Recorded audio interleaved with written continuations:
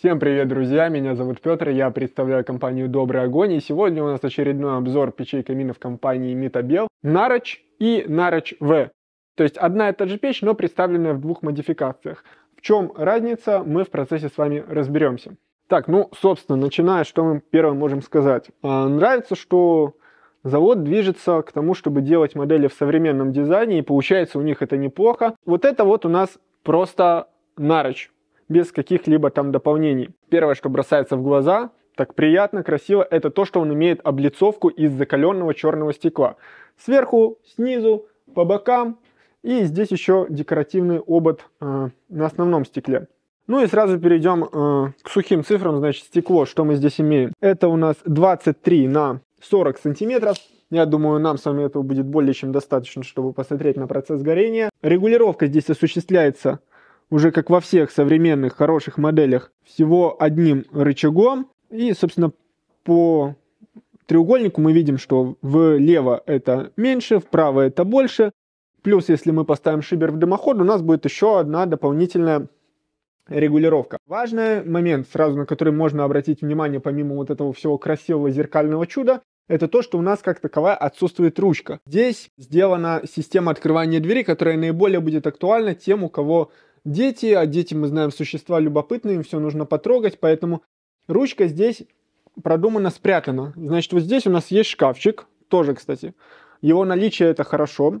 Отсюда мы видим, что есть возможность подключения воздуха извне. Ну и также у нас остается пространство, чтобы при необходимости сюда можно положить все, что необходимо, например, для розжига и обслуживания печи камина. Температуры здесь не будет как таковой, и это все можно хранить здесь. Открывание-закрывание происходит несложно, достаточно потянуть. Легким нажатием у нас откидывается дверца.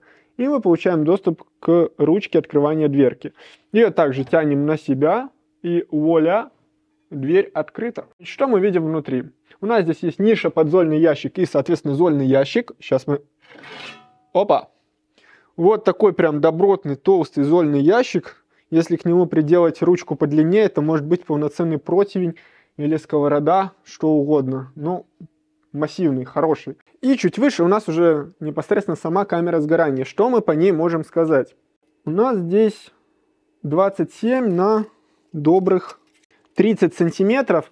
Справедливости ради нужно сказать, несмотря на то, что здесь 7 киловатт, он может до 70 квадратов отапливать, преимущественно такие модели берут как второстепенный источник тепла для эстетики, для души, для красоты, но это не прям чтобы взять и весь дом отапливать полноценно. Нет. Соответственно, и камера сгорания здесь не делается как прицеп самосвала, чтобы туда можно было закидать доверху все что угодно. Внутри у нас чугунный колосник, дно у нас футировано шамотом, стенки задние и боковые вермикулитом. Что про это можно сказать? Это отлично, это современный вариант, как это должно быть. На задней стенке мы также видим отверстия, которые свидетельствуют о том, что здесь имеется дождик дымовых газов, что тоже здорово. По контуру дверки у нас имеется керамический шнур, который обеспечивает плотное прилегание дверцы. И сверху мы видим, у нас есть канал притока воздуха в камеру сгорания, который осуществляет очистку стекла. То есть воздух подается у нас, подается на стекло, создает воздушную шторку, которая препятствует оседанию сажи и копоти на стекле. Все это есть.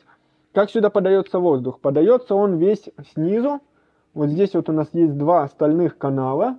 По ним воздух поднимается наверх, тем самым, поскольку каналы идут через камеру сгорания, воздух успевает хорошо прогреться и подается в камеру разогретый, тем самым благоприятно влияя на процесс горения.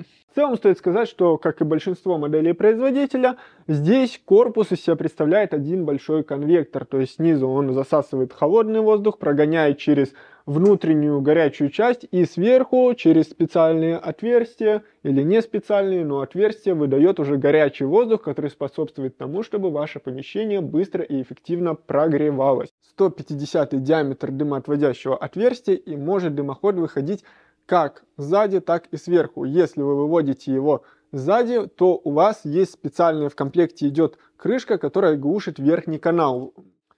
Она сюда кладется. И все красиво. Сзади вырезается заглушка, и дымоход подводится сзади. При этом сверху у вас все красиво. Если вы выводите сверху, то у вас идет в подарок просто стальной блин, что тоже неплохо. С моделью Нарочь мы закончили. И переходим к Нарочь V. В чем же разница? Ищем отличия. Основная разница от модели просто Нарочь будет заключаться в том, что здесь на боковых стенках модели отсутствует облицовка из закаленного черного стекла. Здесь стенки выполнены из стали. Также углы имеют более закругленную форму и отсутствует декоративная рамка на стекле. В остальном модели полностью идентичные. То есть вся общая разница, она касается только эстетической составляющей, не более. В целом мощность, футировка, очистка, все это полностью одинаковое. Поэтому, если мы выбираем между Нарочь и Нарочь V, ориентируйтесь исключительно на свои вкусовые предпочтения и не более. Подводя итог нашего небольшого обзора, что можно сказать?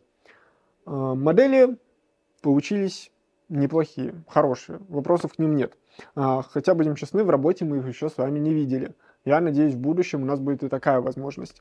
Сейчас я могу сказать, что если у вас остались какие-то вопросы, предложения, вы можете задавать их в комментарии под видео. Если у вас есть какие-то вопросы по приобретению, либо подбору печи камина, банной печи, каминной топки, дымохода, всего что угодно, вы можете обращаться в наши салоны Минска и Гомеля. Вся информация, как всегда, это и бывает в описании под видео. Пишите, звоните, приходите. Будем вам рады. У нас все. Подписывайтесь на канал, ставьте лайки. До новых встреч.